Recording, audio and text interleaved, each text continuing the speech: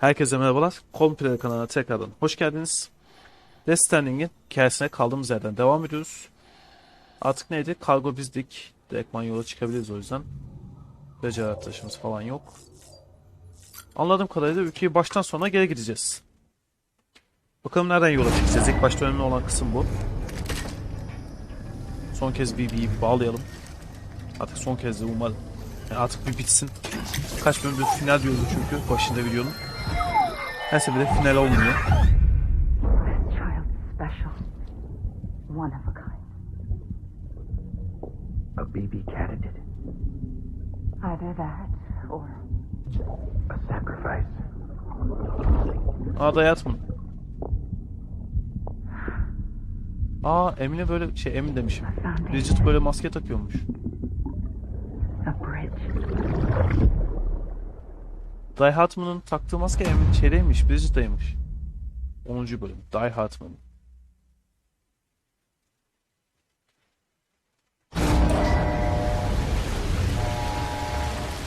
Neredeyiz?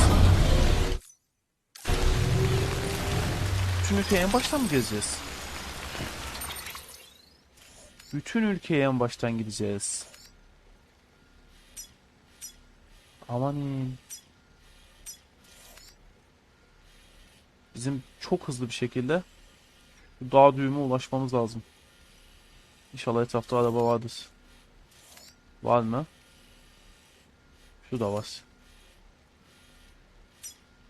Çevrimiçi posta kutusu. Üzerinde niye şey var? Soru işareti. Gidelim bakalım. Ağaç falan da bir yerde. Yok Sam, gibi. it's Hartman. Efendim Atman. Be advised that chiral density in regions predisposed to strandings has increased dramatically. No doubt the beach is to blame.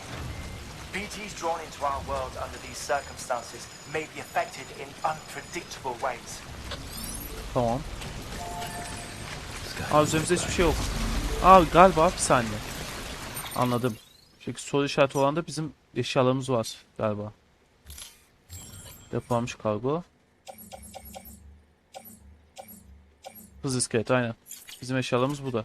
Bakalım sahibi biz miyiz bir saniye. Ha yok bizdeymişiz. Ama olsun biz oradan alalım. Şurada bir yerde motor vardı. Aynen. Atla motora.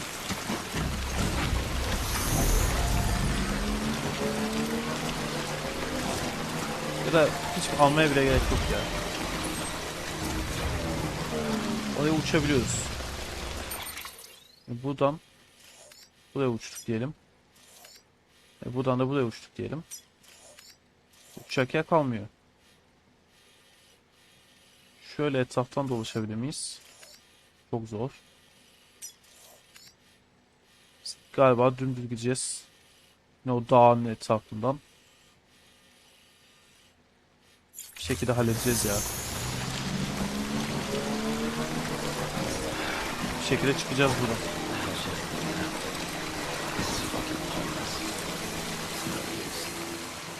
İşe yaramaz kesinlikle. Şey yapsak nasıl olur? Sahilden. Şöyle gitsek. En sonunda nereye çıkmış oluruz? Zaman yakın çiftliğinde. Zaman yakın çiftliğinin oradan da dümdüz buradan gideriz. Tamam sahil kenarına gidelim.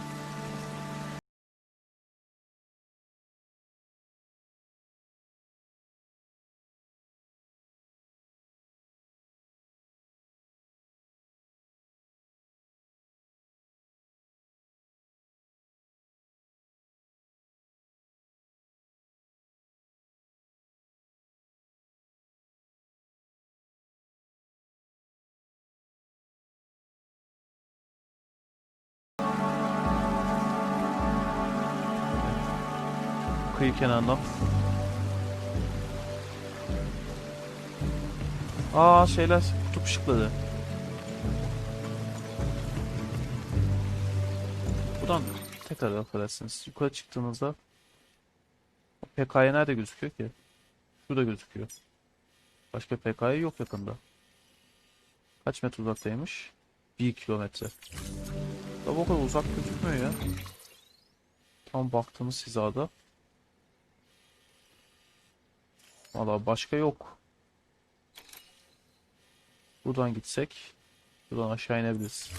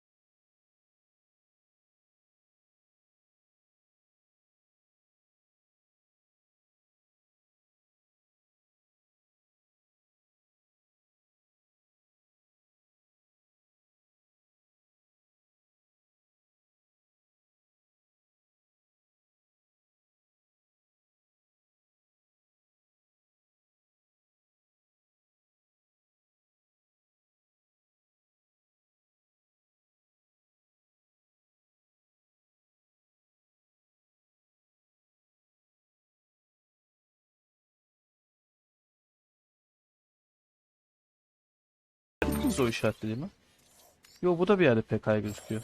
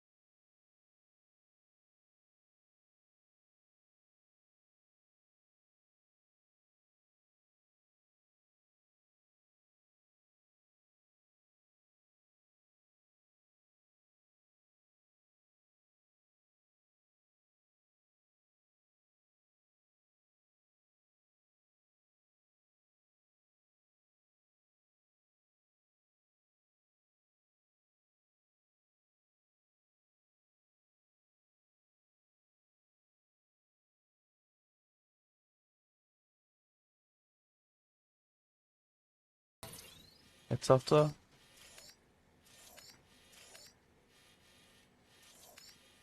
şöyle gideceğiz. Buraya. Buradan buraya. Buradan düz. Buradan daha da düz. Ondan sonra buradan aşağı değil. Bu kaldır. Paleontologdan karların içinden bu kayma altına, kayma altından buraya, kayma altından gidebileceğimiz yer. Buradan şuraya gidiyorsa gideriz. Altından aşağı.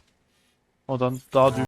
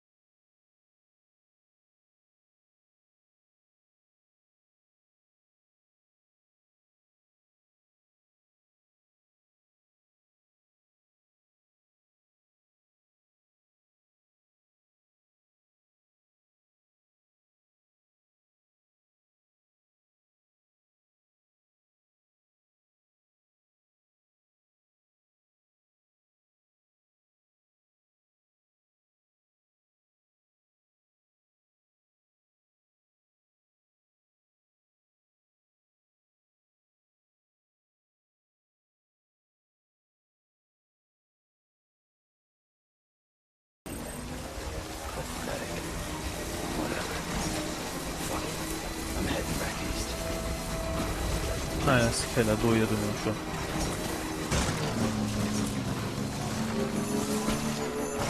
Yasalım.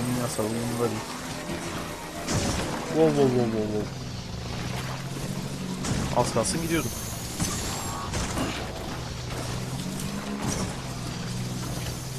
Bu dönemde kahveleri önleyeceğiz.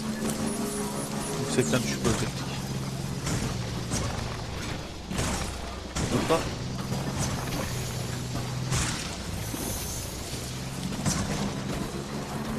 şurada bir şarj istasyonumuz var.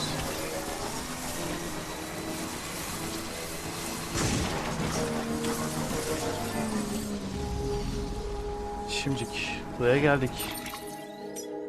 Buradaki kayma halatıyla şuraya gitsek. Buradan buraya. Buradan buraya. Şuraya. Tamam, buradan Hatman'a doğru gideriz. Kim arıyor gene? Death Sam, Stranding. do you copy? I've been looking into Clifford Unger and Evet. wanted to share my thoughts. To recap, Unger was a U.S. Special Forces operative whose retirement roughly coincided with the Death Stranding. After he left the service, he somehow became involved in the early BB experiments. İlk bir deneyle However, olmuş. he died before they ended. Deneler bitmeden Now, olmuş. while the circumstances surrounding his death are not entirely clear, I'm beginning to suspect that these battlefields of his are at least partially sustained by his enduring emotional attachments. Anger, resentment, regret. I'm pretty sure it's got something to do with the BB experiments. Yani sonuçta BB That diye much seems tutulmuş. clear given his repeated attempts to steal Lou. Cliff seems to be driven by a compulsion to reclaim our BB, as if that will make him whole again. BB'mizi mi? A compulsion so powerful that he was not only able to drag himself from the depths of hell, but bring a piece of that hell along with him. Oha. One thing's for sure, he's nothing like a BT. We need to know the whole story about his death and his connection to the BB experiments. I'll keep digging and let you know what I find, Sam. Tamamdır. Şimdi şu kayma altına doğru gidelim. Orada hiçbir vermeyecek. Nerede buradaki kayma altı?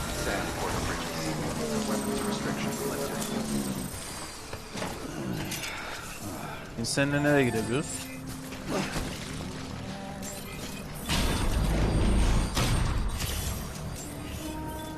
Aa, tepeye gidemiyormuşuz. Nereye gidiyoruz? Buraya gidiyoruz. Buraya gitsek, oradan buraya. Şuradakine gidebiliriz. Tamam, buradakine gidelim. İnşallah boşa vakit harcamıyoruz.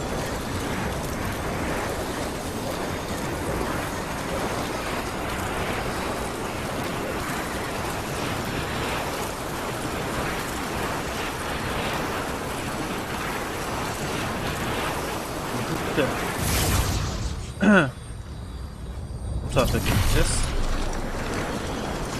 Şu an metroya ulaşamıyoruz.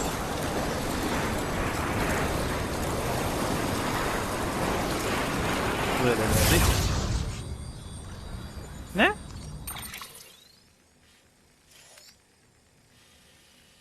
Ana.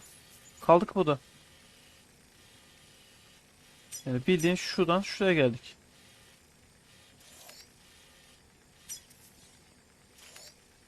Çok bir şey olmadı. Yok mu başka bir yer ya? Yok, vallahi yok. O zaman biz 300 metre aşağıda bir yerde var. Nerede o? Şu. Buna gidersek artık öyle olacak. Ona gitmeye çalışacağız. Oha, bulduğumuz yere bak.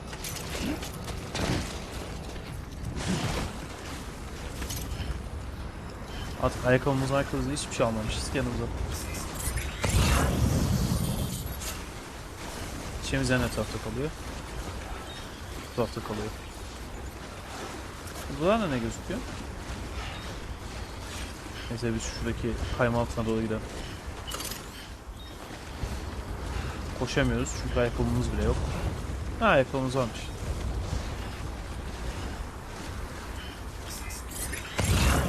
Lan motoru bırakmasaydık keşke ya.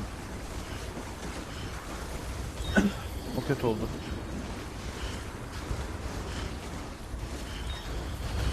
Ben dağlardan kurtuluruz diye sanıyordum ama aslında daha kurtulamıyormuşuz. Kaymalı istemiş birisi.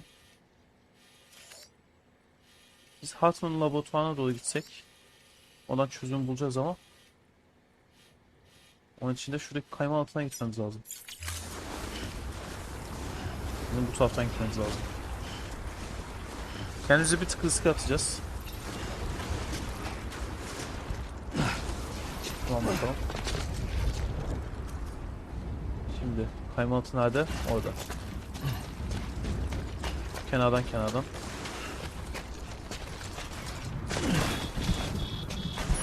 Kal yağma ses. Mesela Allah'tan taşıdığımız kargo margo yok da. Aa şurası şey, patika. Patikaysa hızlı gidebiliriz. Hatta koşabiliriz de.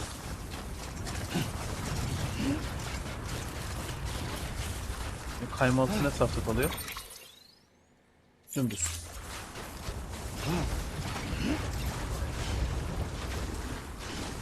Dümdüz devam.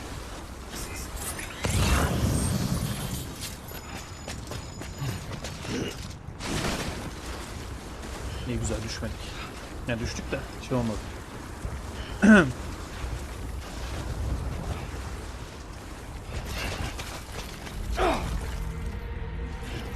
Kayma altı. Altın laboratuvarına doğru gidiyorum. Kargo taşımaya gerek yok yani. Ne uğraşacağız kargoyu taşımakla? Aha, bu da kanun altı. Hızlı. İnşallah bu kayma altı bizi bir yerlere götürür. Yoksa yine yolu boş boşuna uzatmış olacağız. Burası bizim öldüğümüz yer değil mi? Krater yakında burada.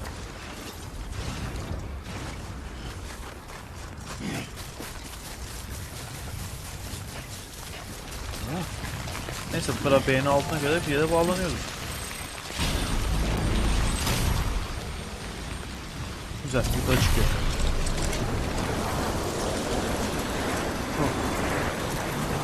En azından bir tık daha yukarı ilerlemiş olduk.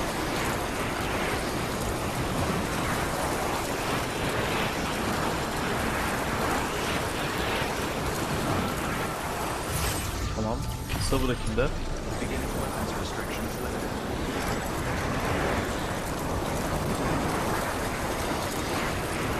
İyi, buradan da yukarı var.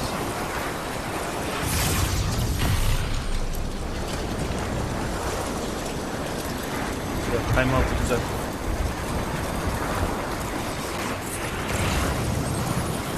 Oh süper, bir tane daha var. Yine o kaykaya almasın.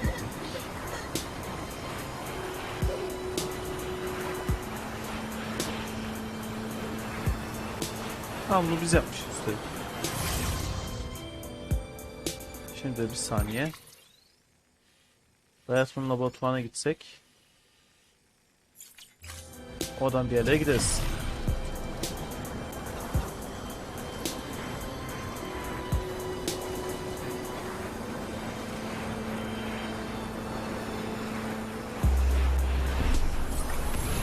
Başka var mı? Niye geçmiyor buna? Ortasında engel var. Sorun yok, burası hallederiz. Şimdilik ne tarafa gideceğiz?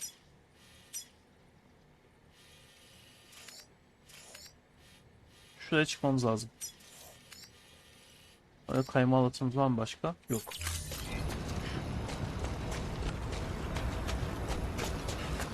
Dağın üstüne çıktık, tamamdır. Koş sen koş.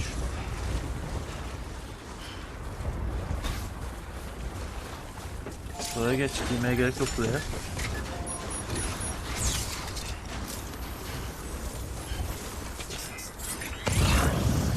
Evet sen çok az kaldı. Dağ düğüm şehrine ulaştın ha. Basacaksın gaza, hiç durmadan gideceğiz.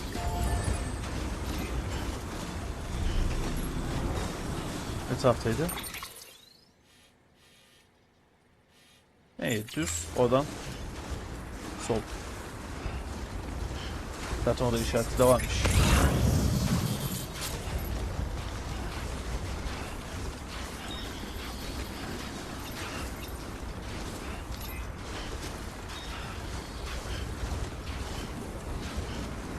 Oy. Ben dağlık kesime bir daha uğramayız diyordum. Bütün yolu geri yürüyoruz hep. Ortadan kayma halatları var da hızlı hızlı şey yapıyoruz. Hiç. Fonksiyon yenerdi. Karımız eksik.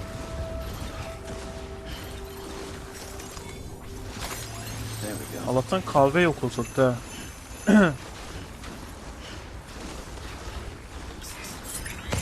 Çok az kaldı sen. Tahmin olarak 50 metre. Taşların hemen arkasına aynen. Seke seke seke seke.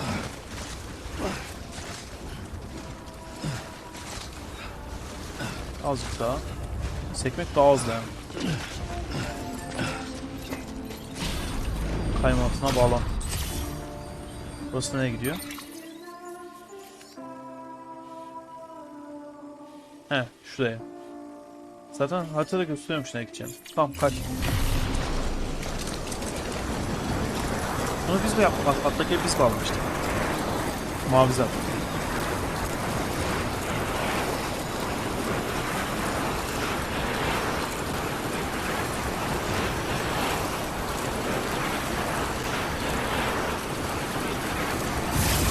Tamam, inin. Daha. Koş şimdi. Aracımızı alalım. Ne? Yok ya. Hız motoru alacağım ben Dekman. Beginning scan. Scanning bridges ID. Verifying ID. Clear. All weapons will remain locked until the Son olarak hız motorumuzu alalım. Sonra basıp gidelim buradan artık. scan border bridges.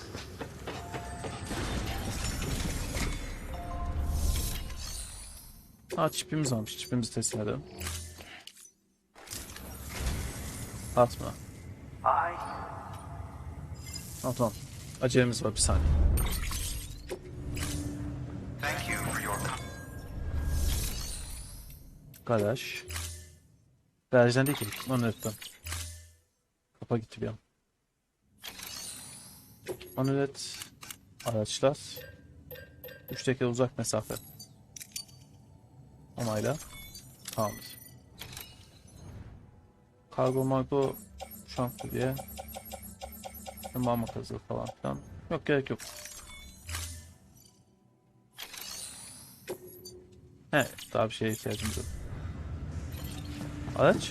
Ha, çıkmış. Artık yürüyorlar.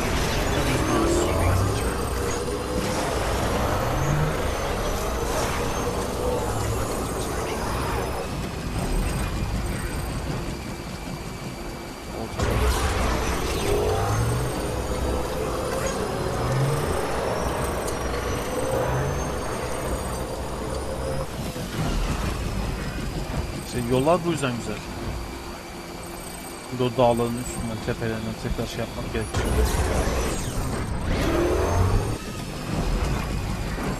Düşmeyin aşağıda. Ülkeye başımızı derde sokmayalım. Burası da mübarek Akyaka yolları gibi. Zikzak çize çize.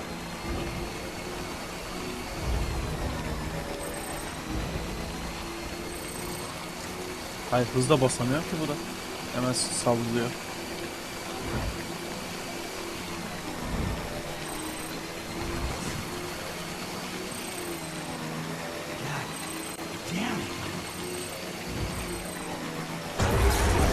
Tamam. Şimdi hızlanırız. Aha, şu yolda. Çifte sen. Tamam.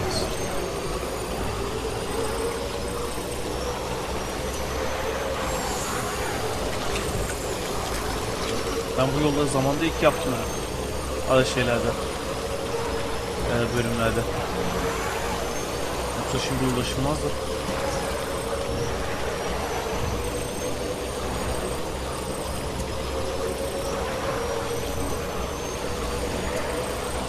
Tamamlayamadım şimdi ama.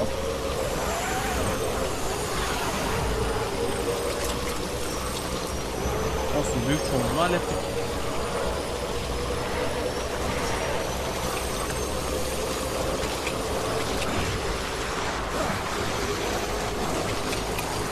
Buradan devam.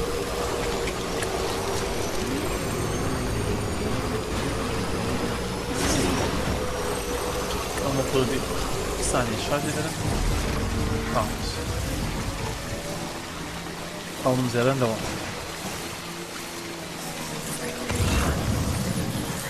Burası derin mi çok? İyi değil. Etraftan da uzak.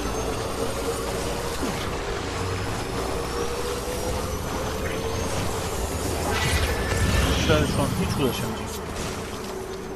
İnşallah onlar da benimle uğraşmaz. Oha, motor uçuyor. Hızlı gideceğim diye her yere çarptım ha.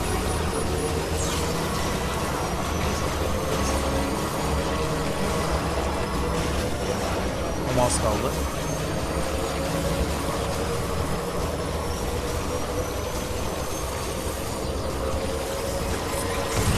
Evet, şurada bir yerde asfalt var.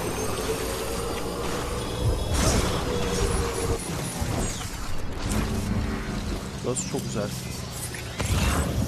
Etraftan üstün içine geçeceğiz. Ne güzel. Her yer silinmiş. Burada köprümüz de var.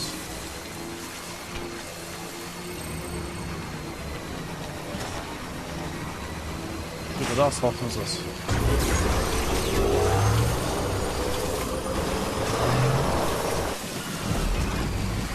Nerede asfalt? Burada. Gökyüzüne doğru bir şeyler yükselen yerde. Tamam.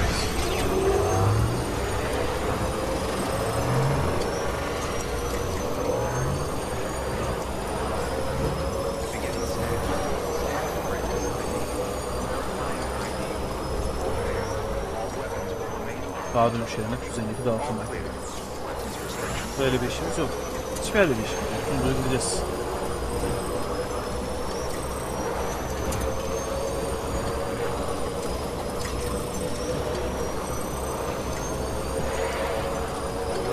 Buradaki yol yapılmamış.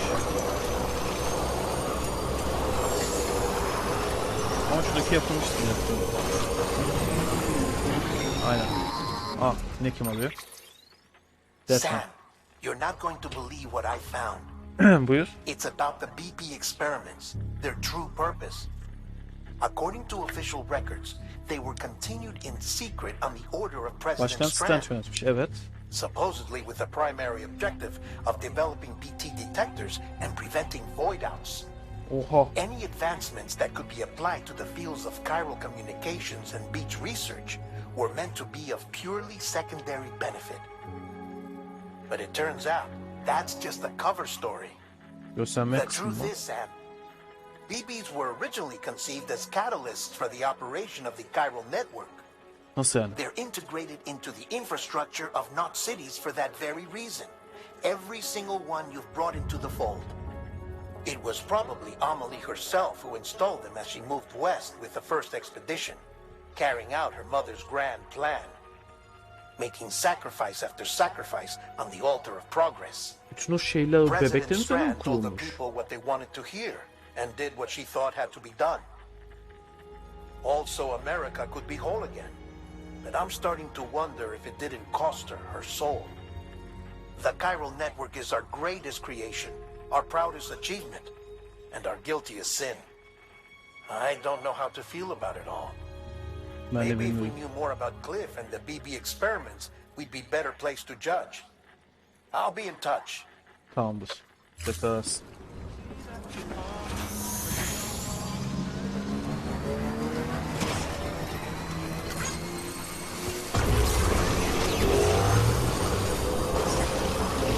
da bir şarj istasyonu bulmamız lazım. Düşme. Güzel düşme.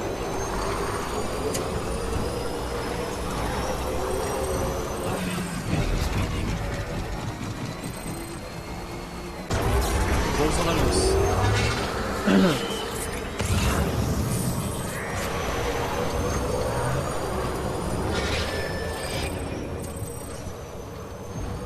Of. Bir şey taşıma anda düz yolda gitmek çok şeye geliyor. Boş. O kadar alıştık bir şeyler taşımaya.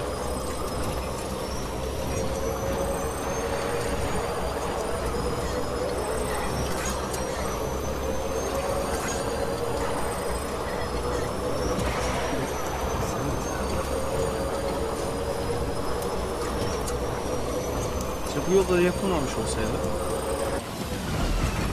2 saat o şeylerin üzerinden kaymalatabilecek falan filan. Şimdi mis gibi yolumuz var.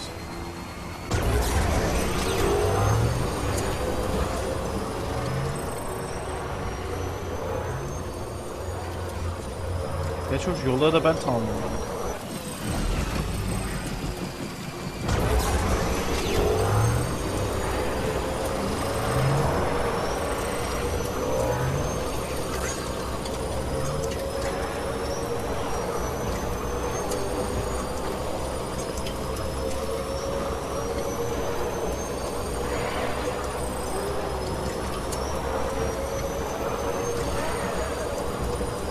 Hiç kahveyle karşılaşmadık ya.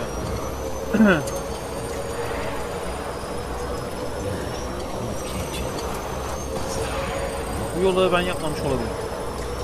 Aynen buraya kadar ben yapmadım diye düşünüyorum. Ama bilet tamamlamış. Aynen.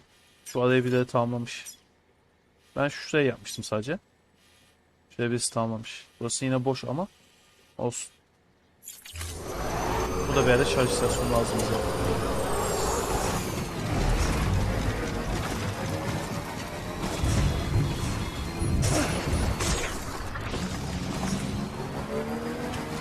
Şu yoldan inmeydik iyiydi.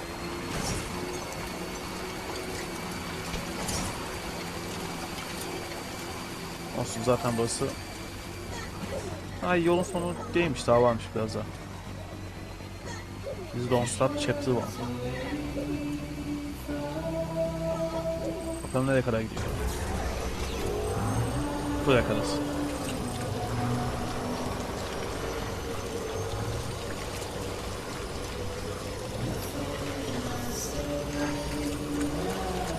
Otuz tükeniyormuş.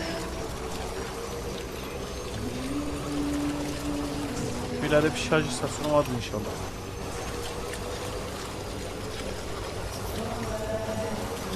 Normalde bu kahve bölgesi. Kahvelerden geçilmez burası normalde.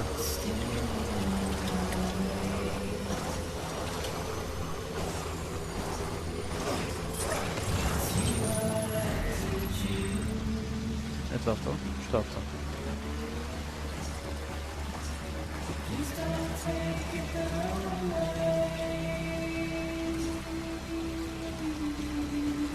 Aküsü bitecek ya. Aha, asfalt yapısı şurada. Demek ki yakınlarda bir yerde şey var. Mühendisin yeri var. Hızlanalım. Tükenmek üzere biliyorum.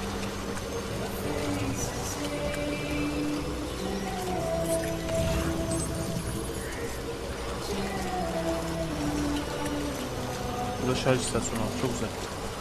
Az daha dayan. Dur. Çok dur. Ne kayıp be. Evet.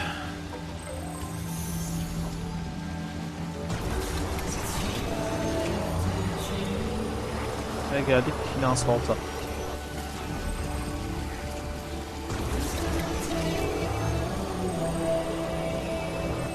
Kaldı 1 kilometreden az yol.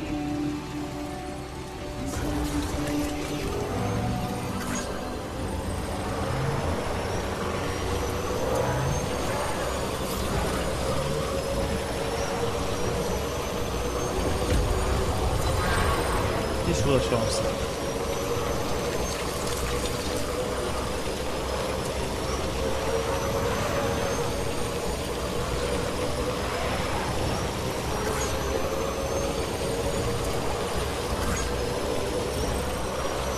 Hayır.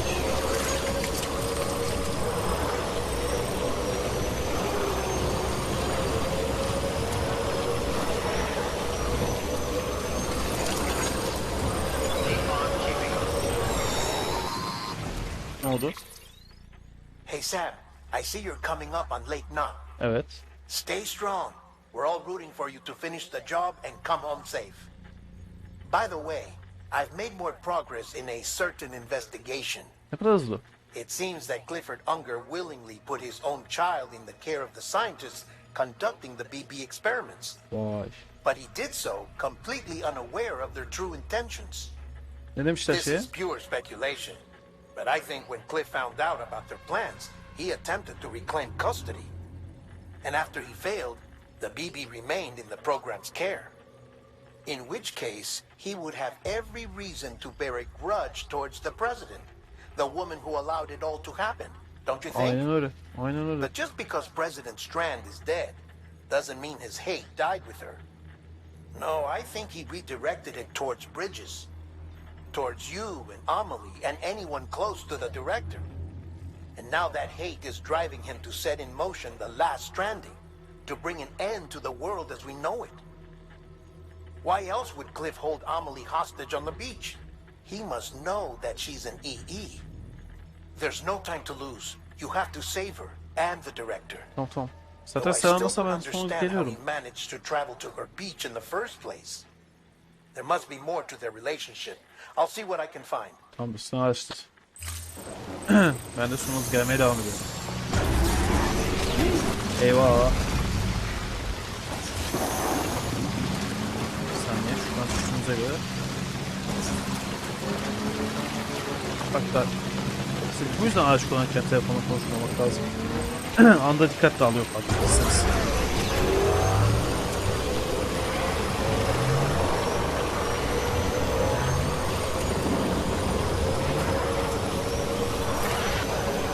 Evet, şu an hiç önemli değil. İstediğiniz kadar arayayım dedim.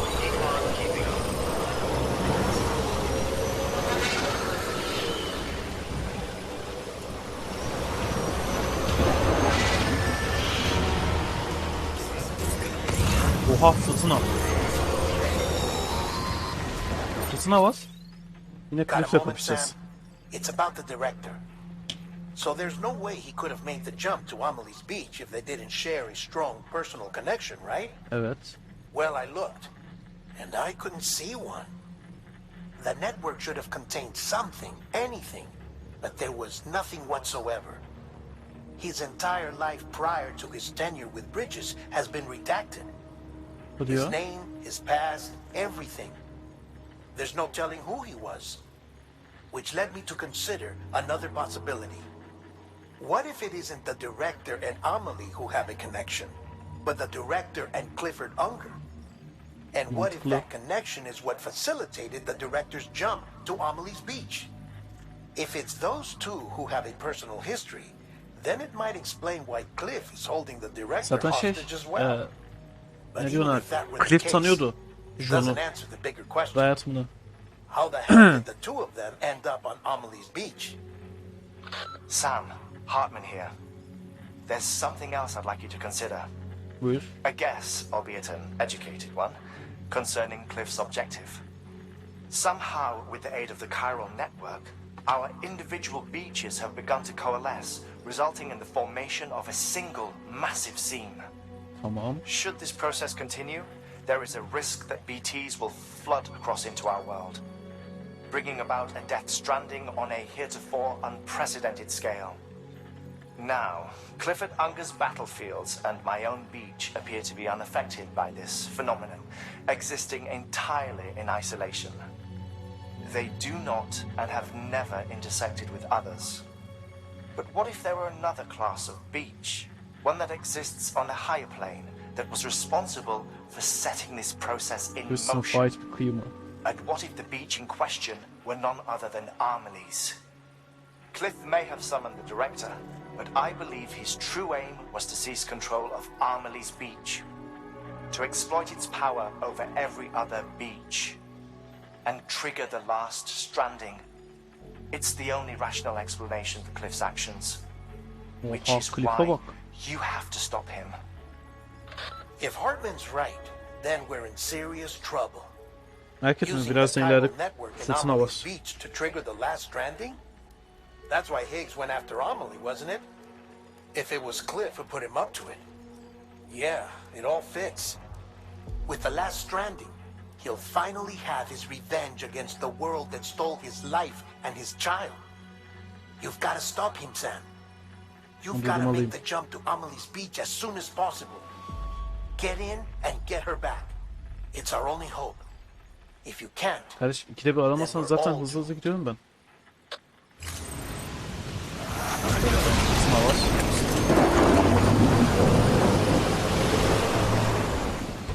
Güzel, yanımıza hiç silah almadık. Kan torbası almadık, bir şey almadık. Hiçbir şey almadık.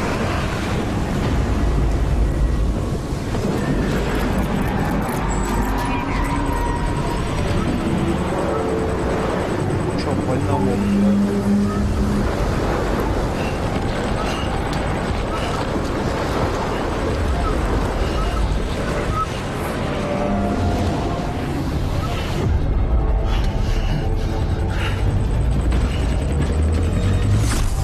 Yine gittik.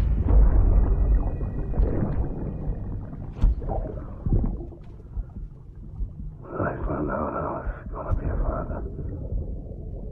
I was so scared. Scared of what it would mean. Cliff'i I had to be bulmuşlar. there for you and your mom. No matter what. I couldn't just go off and get myself killed anymore. Couldn't leave you all alone. I couldn't. I had it all wrong. All wrong. Neyi yanlış anlamışım? Being a father didn't make me scared. It made me brave.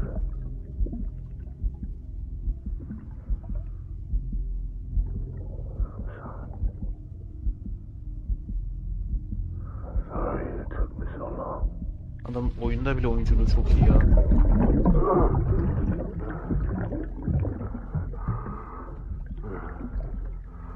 Don't make the same mistake. Be yourself. Be free. Captain, I need you to hand it over. Shoot him, John.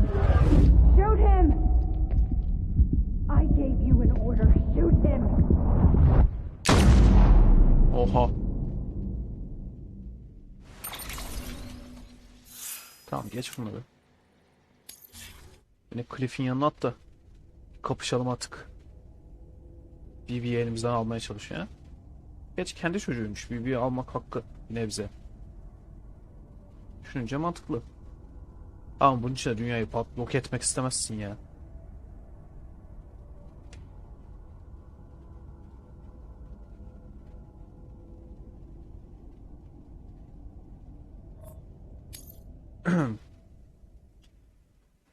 Güzel. Bakalım bu sefer hangi savaş alanındayız.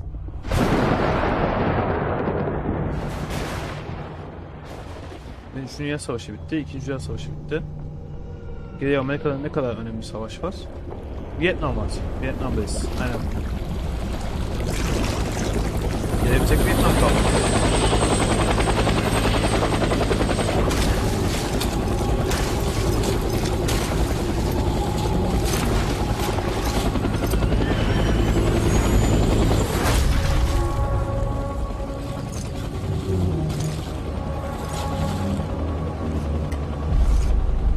Bu sefer maske bunda.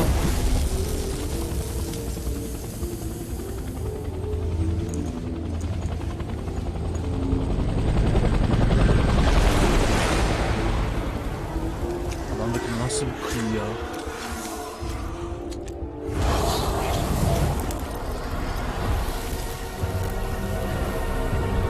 Yak bakalım sigaranı.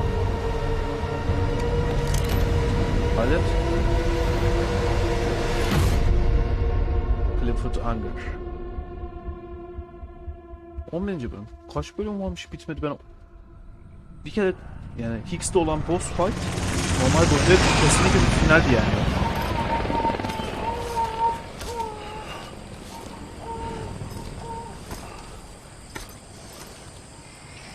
Evet, silahımız hiçbir şeyimiz yok.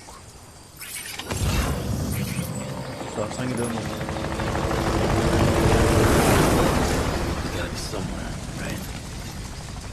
Şuradan kan torbasını al.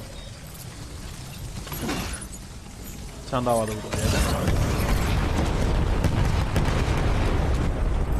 Kan torbasını alet cebine yerleştirelim. Başka nerede var? İleride bir tane daha var.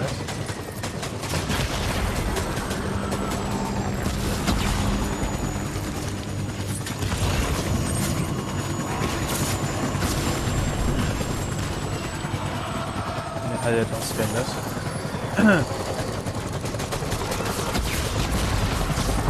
Bir kan torbasını alalım.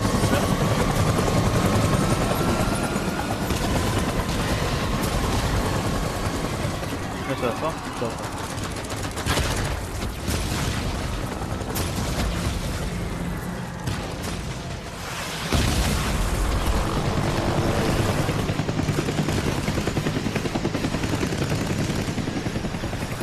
Bak bakalım. Silah falan var mı? Anti-kahve tabancası ver. Al şunu eline. Şunu da bir alet cebine yerleştir. Yok, yerden alma. Öyle değil. Alet cebine yerleştir. Tam bu taraftan. Şöyle bir tane daha artık kahve tabancası var.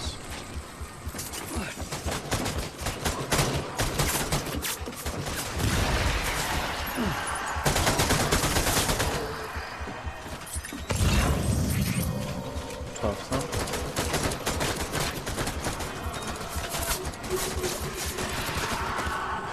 Bir kontrol var.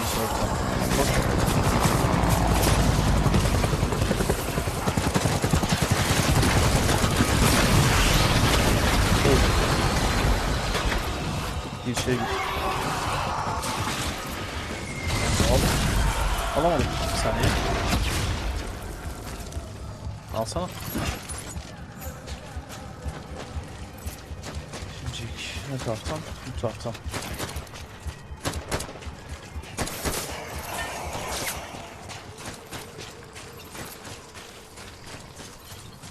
Yok, Cliff ne tarafta bakalım.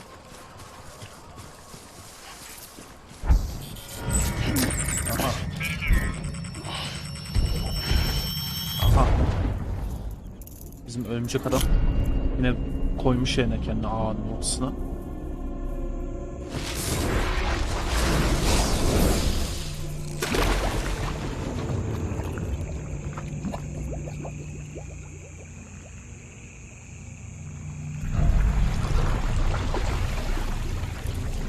Anonsuna koymamış bu sefer.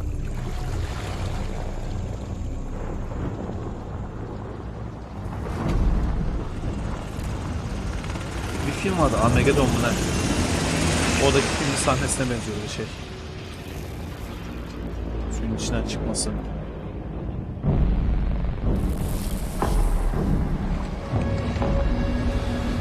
Tamam, kapışma başlıyor.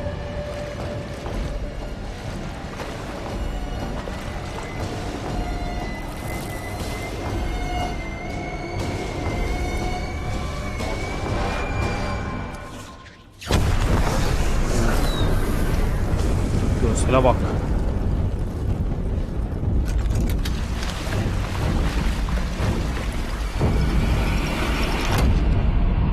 Gel bakalım.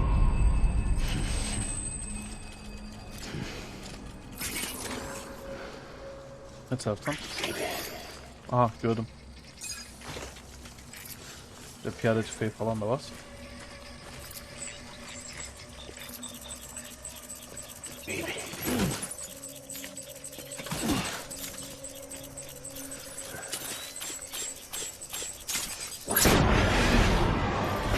Güzel, buna tek attık.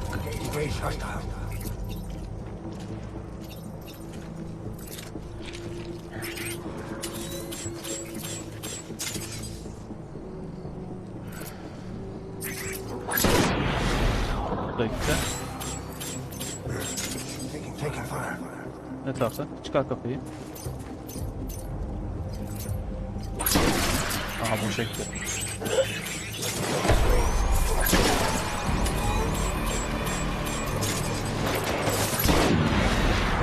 Buraya gitti.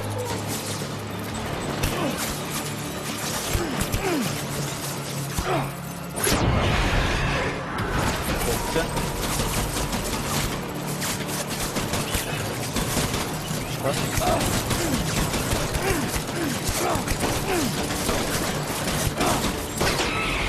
Ah, çok hasar ettim, bir saniye. Yerde çıkıyor.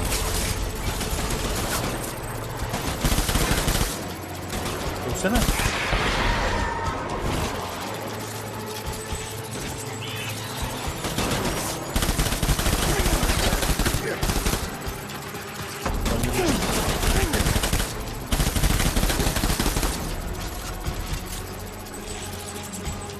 Nerede? Kaçıyor.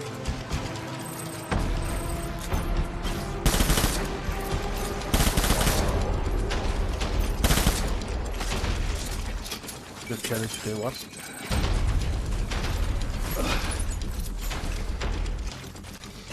Şurada bir tane daha kan torbası var. Bu sefer biz onu kovalıyoruz.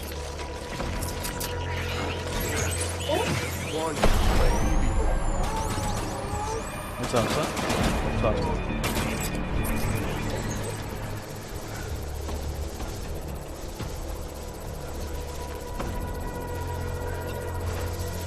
Sen dur. Seni bununla.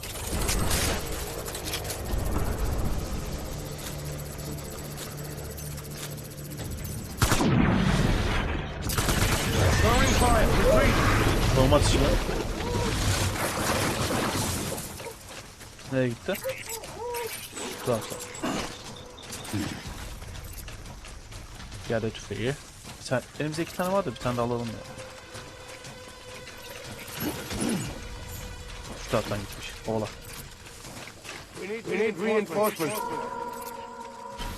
Bak benim birlik falan yok sana.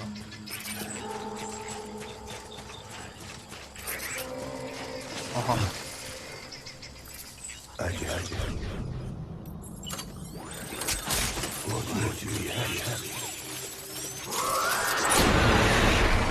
Burada bir tane daha vardı. Nerede o?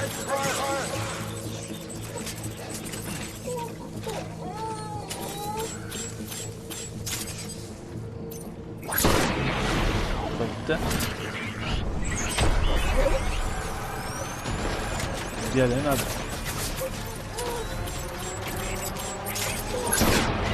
Burada tamamdır.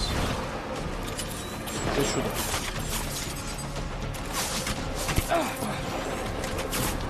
Nereden sıkıyor?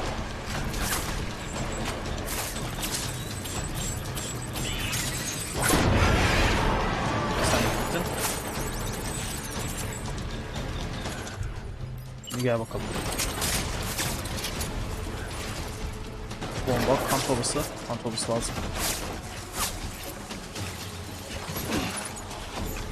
Neredesin? Buradasın.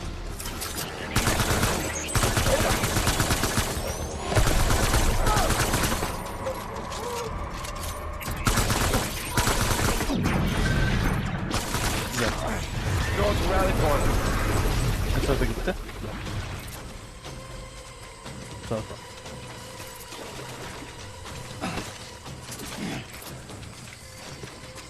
We need reinforcements. Yukarı tarafa. Tamam. Go.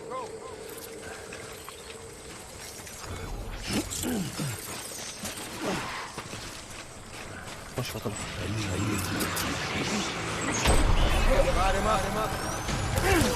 Oha.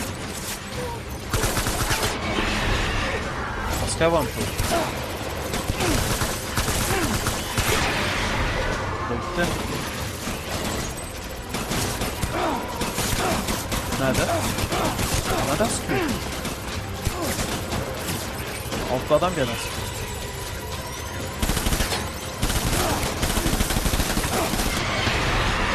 Ama farkında değil. Bir saniye dur. Antolbası bitiyor. Ye bundan. Lipe bak çıkmış tepeye tabi.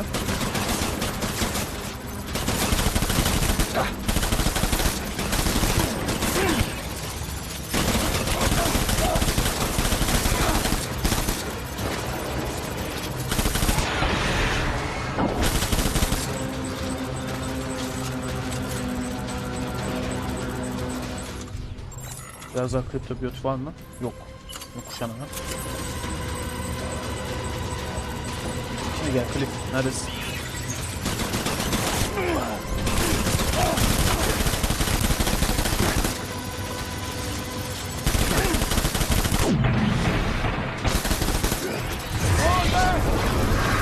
Ah şurada dur tepesi olsun.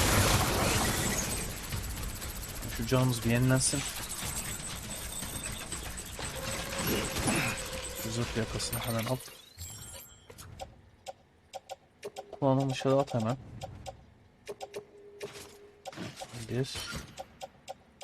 Zırh plakası. Kıyafete iliştir. Bakacağız.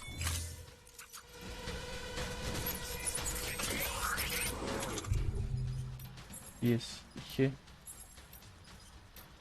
3 tane kalmış. Dolsun.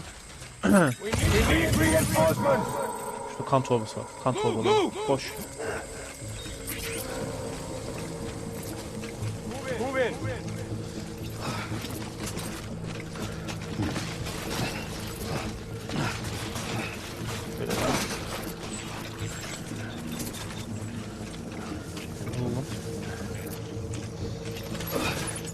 Tamamdır.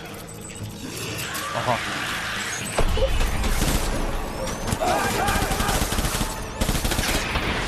Bu gitti.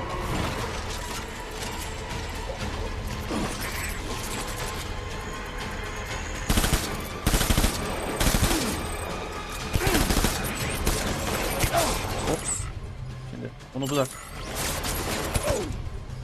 Bunu al. Koş.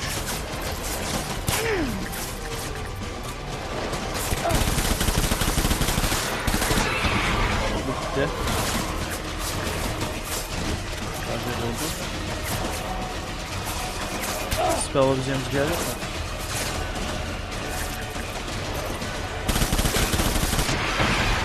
Bitti.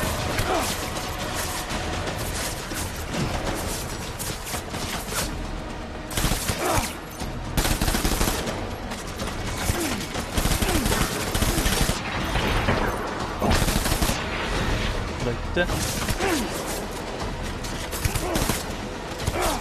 Koş koş koş.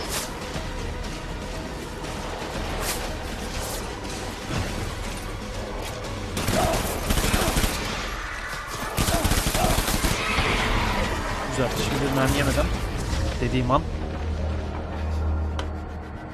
bu kadar gelmiştik halbuki ya. Bu sefer zorladı. Çünkü yanımızda hiçbir şeyimiz yok. Normalde 20 tane, 15 tane kan torbasıyla geziyoruz. Kan torbamız yok. Halife alt at. En baştan başlıyoruz. Evet.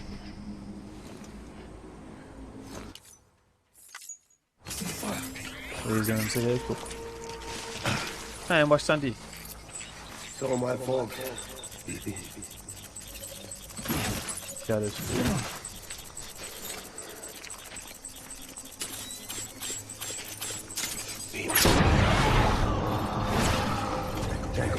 Aslında bunlar tek atıyor ya.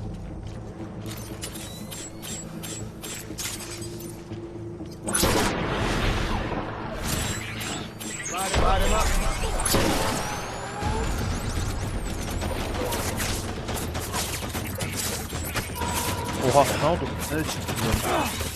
Ben buraya çıkmak istemiyorum ki.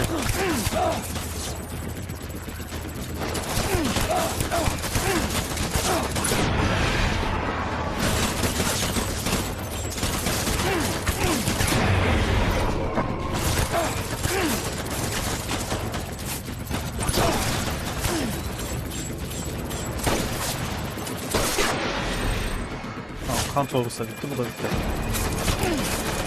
Arkada da mı var?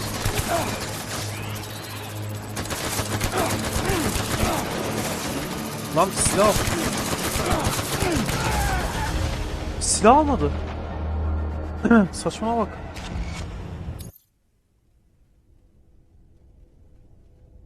Çok sinirim bozuldu. Sakin. Bu sefer bitiyoruz.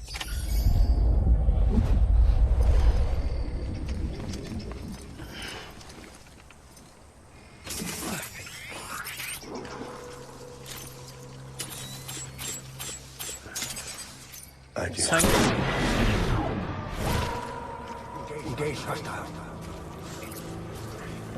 pompalı tüfek yok ki etrafta.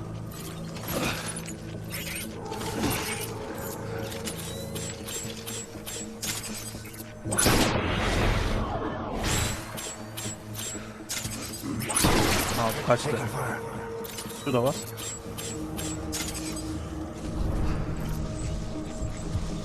Etrafta.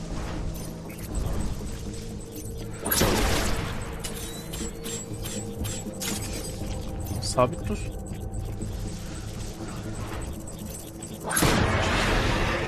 Güzel.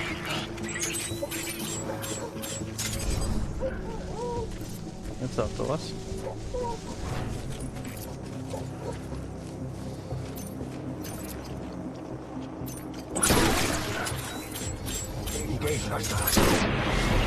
Bu da gitti.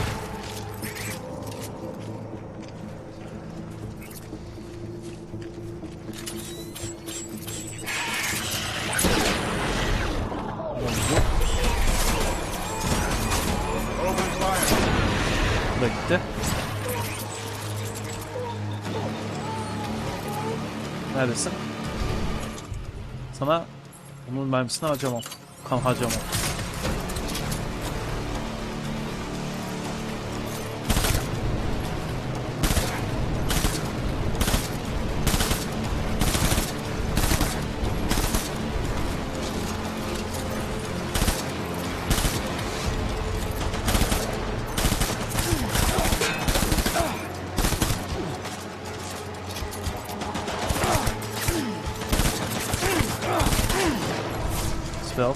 Çok açıkta kaldık.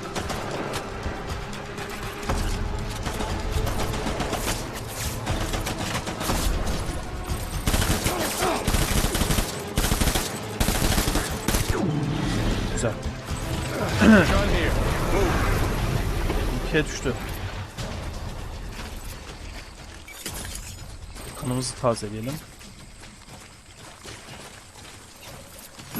Silahları al. Videoyu ye. We need reinforcements.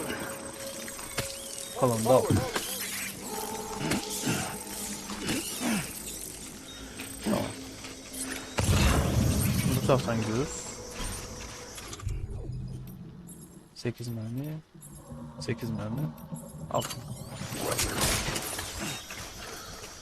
Gerekirse piyade tüfeğiyle devam edeceğim. Kan çok azalırsa.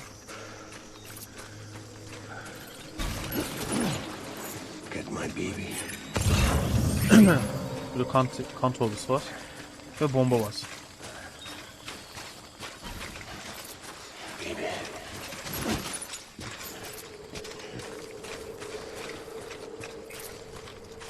I want my baby back. Winnie gel istiyorsun. Tamam. Güzel.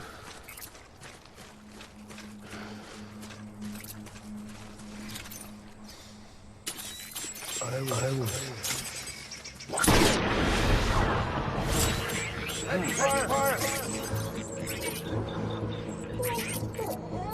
Kaç kişisiniz abi siz?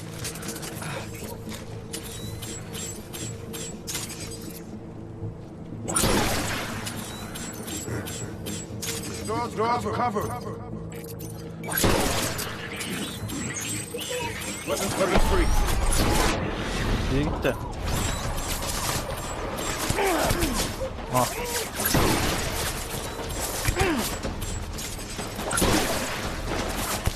Tamam. Kaç. Şimdi bizim burada yapacağımız ne? Bu silahı almak.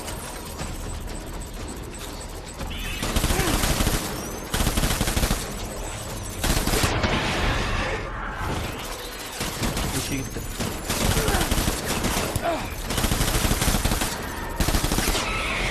Bu da gitti. Bir saniye. Kripto bir yok değil.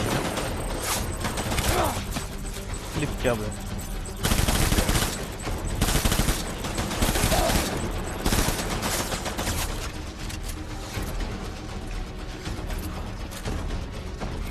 Neredesin?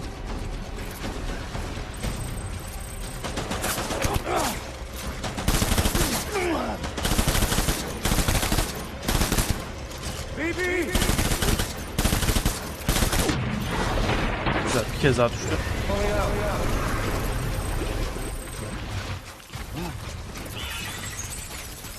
Şimdi ne tarafa gitti? O tarafa. Bunun 12 mermisi kaldı. Bundan çok var. Ha yine yukarı. Az önce geldiğimiz yer.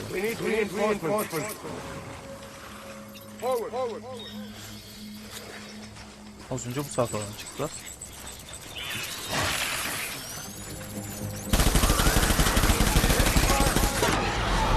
Bu bitti. Başka var mı?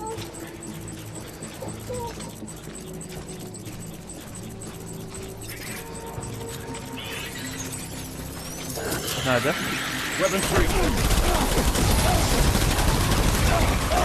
Aha.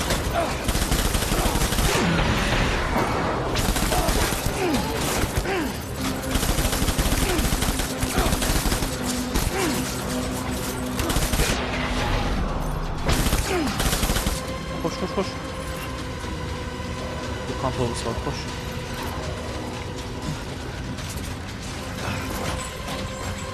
Alsız mı?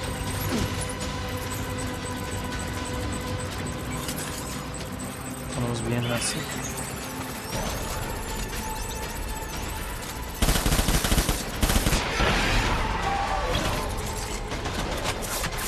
Aha geliyor.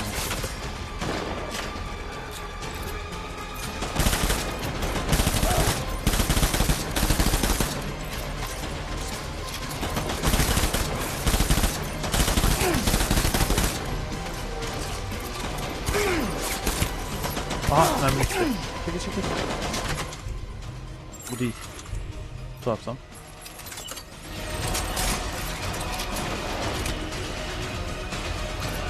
Bu taraftaydı en son. Kanımız hepsi bittik mi? Şu an. Kanımız tazelensin. Tamam şimdi düşüyor işte.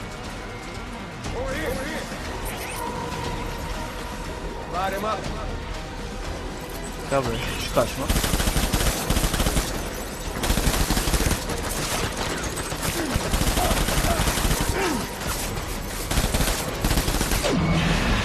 Bu gitti. Bu da gitti. Filip gel. Neredesin Filip?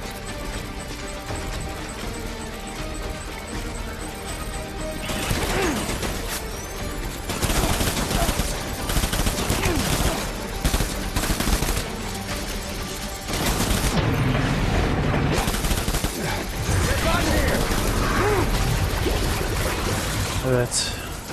Bir daha kaçtı. Ne tarafta? Bu tarafta.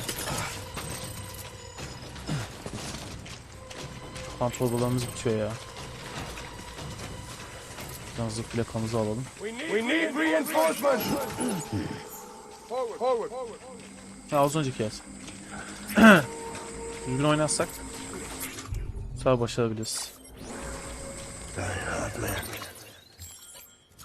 Şimdilik fazlalıklı önümüzden atma zamanı. Zırh plakasını al. Plak değiştir. Onayla. Bir tane kan torbamız kalmış bu arada. Onda da 11 mililitre var. Bize kan torbası lazım. Kan torbası olursa kriptolit var.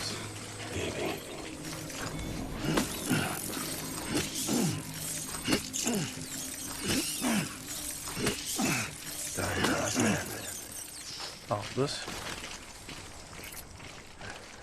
Şimdi sakince. I need you, baby.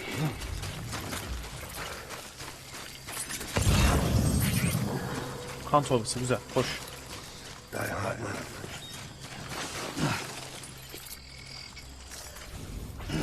Al bunları.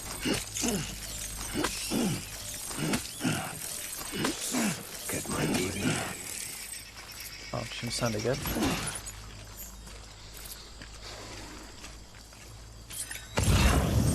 Ne kaldı?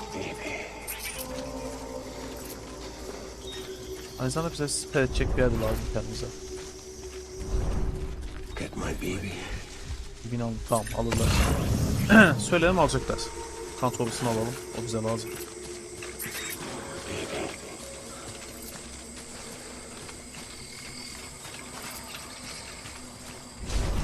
I will. Born. Nerede bu?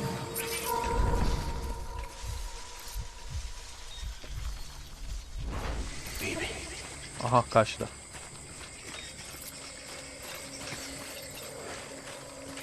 I'm sorry. Şuraya bir siper alalım. My name. Şimdicik sen gel. Click it. Hunger.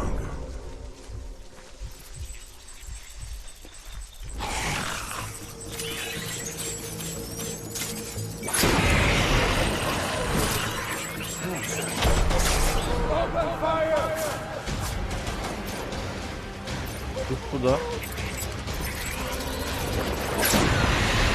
Bu da gitti. Koş.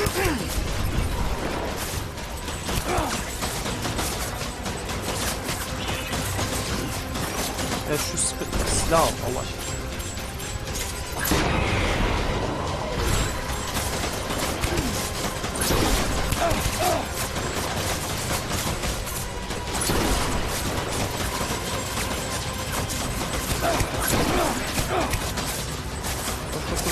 Koş. Şimdicik 6, 30'u 16.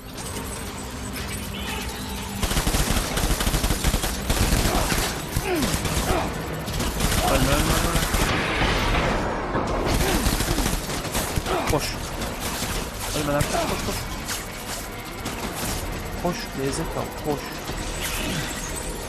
Hemen şuradan tuttu bitiye.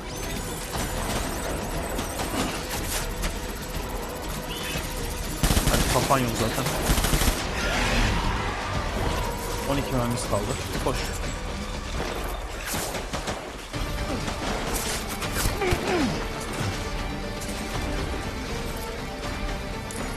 Şimdilik başka mermimiz, silahımız var mı? 36. Şimdi 16. Nerede o?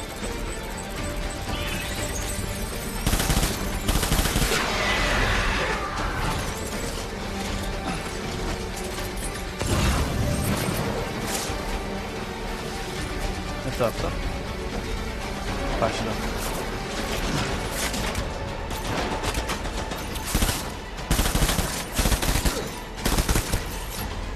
Aa, silah bitti.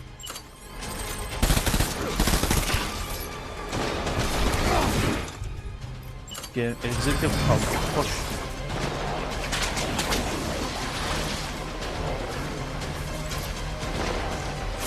Yok değil mi etrafta hiçbir yerde tüfeğin bir şey. Var. Süper. Ne tarafta o?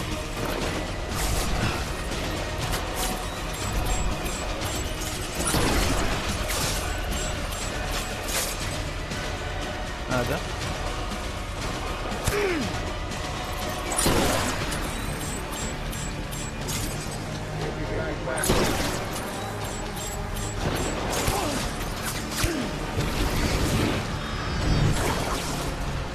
Neredesin? Çıkar kafayı.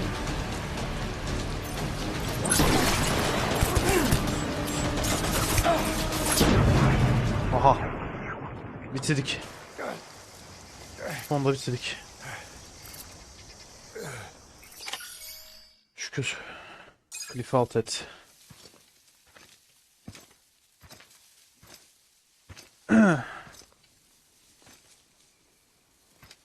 Oh.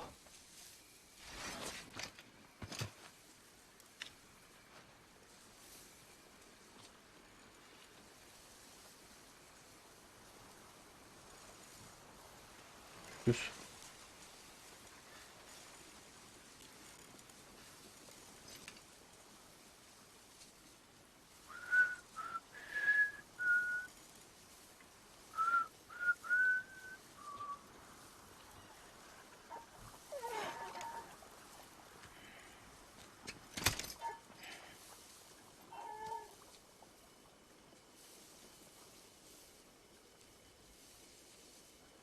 Baby,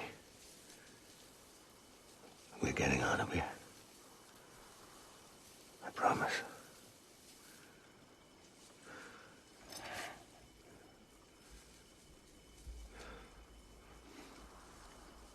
Give me back my baby. Are you clear of hunger?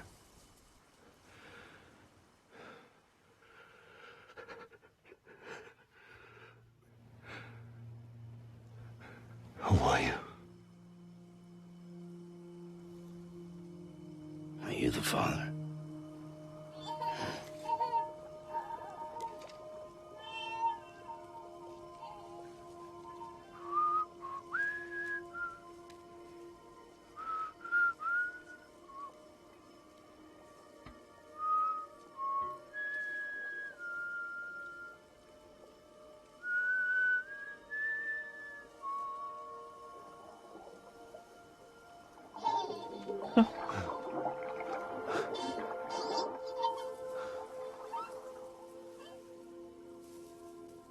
They told me your name was Sam Porter.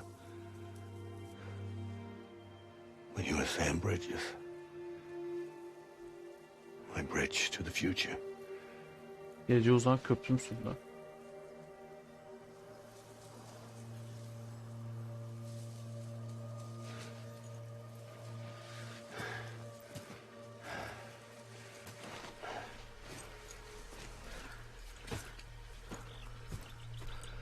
Sam, you bring people together.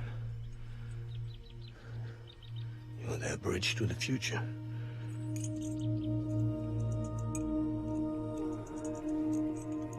Come on, Sam. Stand up.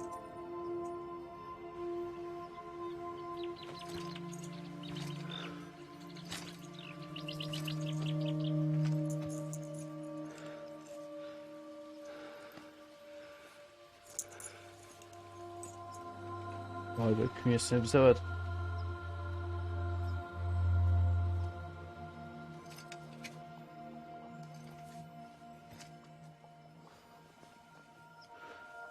Aa, biz de BB'yi verdik çocuğunu.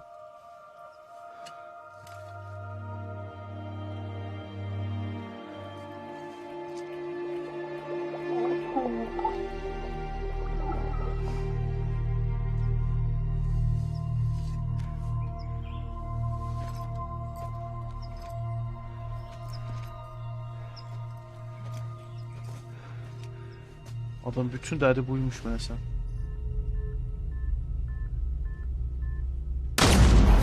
Aha.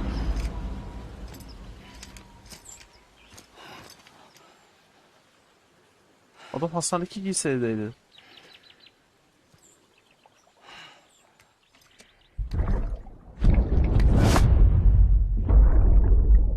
Take BB and get out of this place. There's nothing I can do for your wife. I'm sorry. Aha John, dayat mı? Now, if she orders me to do something, I have to do it. I have to. But I served under you first. And your family doesn't deserve this. Any of this. Why are you helping me? catch you? Because you saved my life, sir. Again and again. When the brass sent us into the jaws of hell, it was you that brought us home.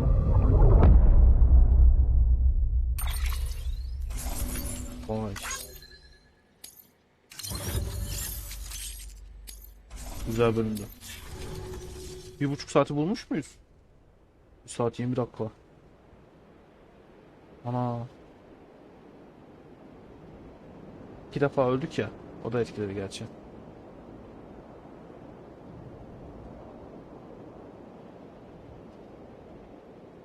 Doğru. Şimdi bir bakalım bize nereye götürecek oyun. Bakalım şimdi bizi neler bekliyor.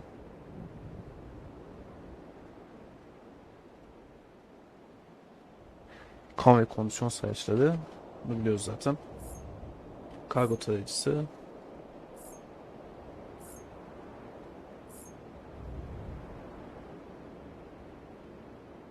Tamam, kodunu takip et, zaman yıkım. Oyuna devam. Aha. Hangi şehre uyandık?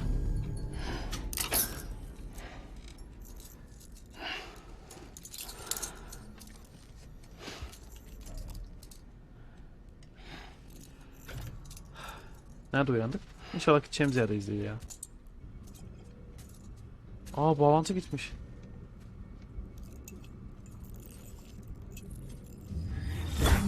Sam, are you okay? I reviewed your logs. It looks like you were caught in a supercell Evet. and emerged an instant later on the other side of Ground Zero. Not far from Port Knot City. How'd I wind up here then? Remember Victor? He found you lying unconscious by the harbor and brought you inside. Oyunun başında ölen adamın kardeşi. I think Cliff might be Lou's father. He said, give me back my BB. Impossible. Cliff was born... He gave me this. Maybe he's trying to tell us something. Something about the BBs, maybe. About how they were made.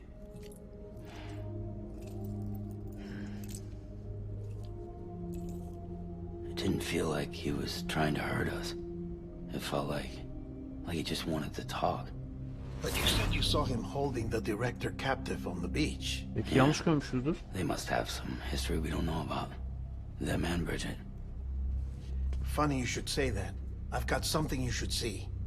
Found it in the archives while I was digging around. Ne buldun? It's a pre-recorded message from the director labeled, "If I don't come back." Olur da dönmezsen.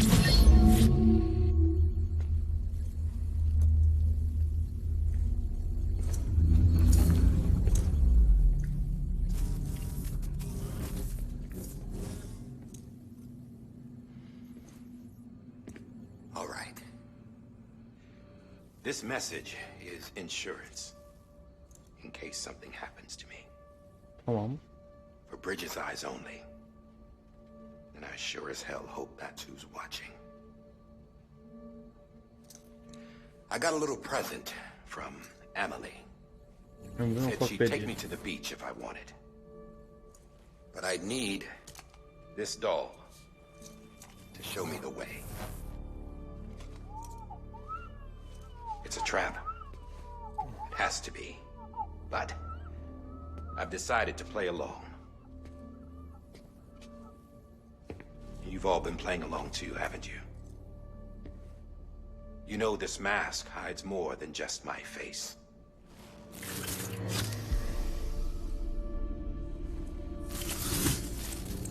Maskenin sahipsiz de gördük sonunda. Emily's a blank slate too. No past, no record she ever existed. She's a ghost. And the thing about ghosts, I never met Emily in person. Have you? Ever seen her in the flesh, shook her hand, touched her? Okumadık mı? The original team we sent was divided into two groups. Emily was with the first. Mama and Hartman were with the second. They had no direct contact with her. Nasıl yani? Yes. Amelie's group was wiped out in Edge Knot City. Everyone but her. everyone who could say whether or not she exists. Bullshit. She's real. We touched, all right? She and I both. Well, I've only ever interacted with her hologram. I'm telling you, I've met her. In person. Lots of times when I was little. Yes, but on the beach. Evet. Here's what the president had to say about her daughter. Amelie was born on the beach. Kıyıda doğmuş. There her ka remained, though her ha came to this world. This division of body and soul forced her to spend most of her childhood in the hospital. But though her health was poor, her doom's numbers were off the charts. Her supernatural talents blossomed as she grew older and overcame her limitations. But by the time she was 20, she could travel to and from the beach, body and all. And that's where she started spending all of her time. Now, if you wanted to get in touch with Emily, it was via hologram or nothing. The president insisted on that.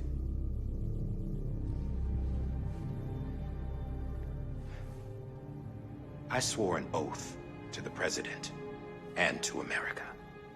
As far as I was concerned, her word was law. So when she said Amelie was her daughter and the best candidate to succeed her, I believed it. Hemen inandım. But when the archives were restored, I couldn't resist testing out my access privileges. And that's how I found out Bridget was diagnosed with Hadi uterine canım. cancer in her 20s and couldn't have children. You see, doesn't add up, does Reedus'un it? çocuğu olmuyor mu? Hadi biz üveyiz onu There's no anladık. way Emily could be Bridget's biological daughter. So where'd she come from? Who is she? Is she even real? How can we be sure that Emily is an extinction entity when we don't even know if Emily is Emily? Hell, for all I know, the EE theory might be bullshit. Doğru. But if it's not, if she's the cause of the Death Stranding, then I have to accept her invitation. I've loaded my gun with hermetic rounds. Tematik mermi. Sam's blood. It connects my gun to her, to me, to him, all of us. Which means I should be able to take it with me to the beach. I'm gonna stop what she started by stopping her. Oha. One last confession. I'm just a man. No powers, nothing special. Don't have dooms, I can't repatriate like Sam either. Don't know the first thing about dying, I had never tried it. Benim ölsün bilmez mi? Yeah. I've been to hell. Every single battlefield was hell. But no matter how terrible it got, I never died. Because all I ever did was run from death. Well, I gotta go. She's calling for me. Gözüne bak. Bridges, Die Hard mı? don't let me down.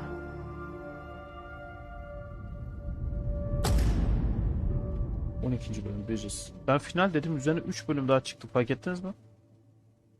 After he recorded this, the director jumped to the beach. Or rather, Amelie summoned him there. He had a gun to Bridget when I saw him. Then Cliff showed up, took him away.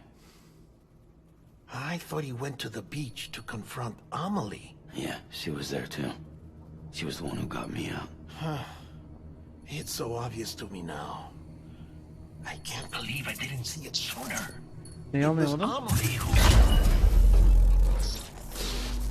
Ne oldu? What happened? The chiral network dropped out.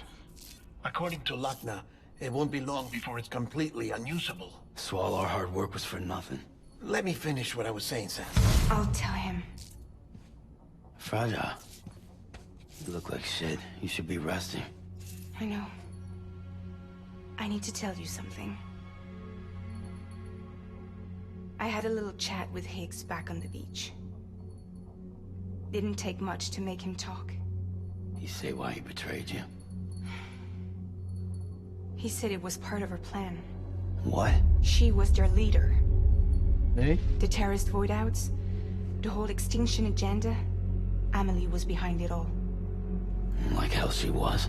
I know you don't want to believe it, but it lines up with what Die Hard Man said. Higgs turned on me after he met Amelie.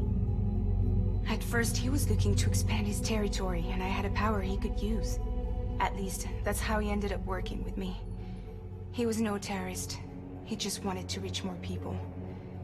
But then she shows up with abilities that put mine to shame. Hell, she could even control BTs. So Higgs decides to go with her. And that's when she turned him into her agent of extinction. Amelie gave Higgs his power. Yep, she made him her homo demons. What about Bridget? You could have told me what she was doing on the beach. You got an answer for that too? I know it's a lot to swallow. But Higgs said himself that Amelie is an extinction entity. I looked inside his pod, and there was no BB in there. Take a good look at what was. Oha. It's the same doll Die Hard Man had. This is their bridge baby. There's this idea that the terrorists brought back BB tech and Bridges was just following suit. It's garbage. Their methods and yours are completely different. Your BB links you to the world of the dead. Their doll links them to Amelie and her beach. Oha. You know who else had dolls like this? Cliff. Cliff. He was carrying them on the battlefields. Cliff, Higgs, the director. All three of them were drawn in and controlled by this extinction entity. Yani her şeyin arkasında Emily varmış. EE really? Is it Bridget? Is it Amelie? All I can say is that the answers are on the beach. What she wants and why. If we get to the bottom of that, then maybe we can still avert the last stranding. You've got to find her, Sam. Amcanım bulacağız bu saatten sonra. Whoever she really is. Aynen öyle. O hakim saat. She's waiting for you on the beach. Hurry back east. Uyudum. Tamamdır.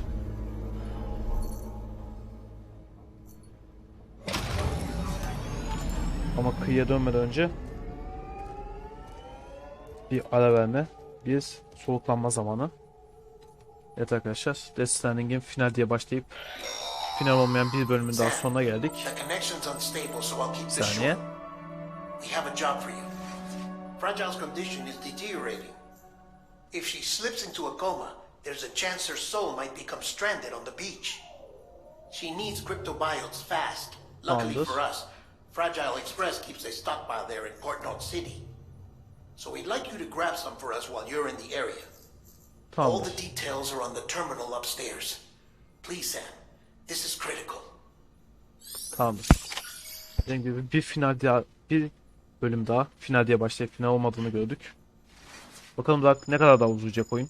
Güzel. Uzaması hoşuma gidiyor buna. Lafım yok.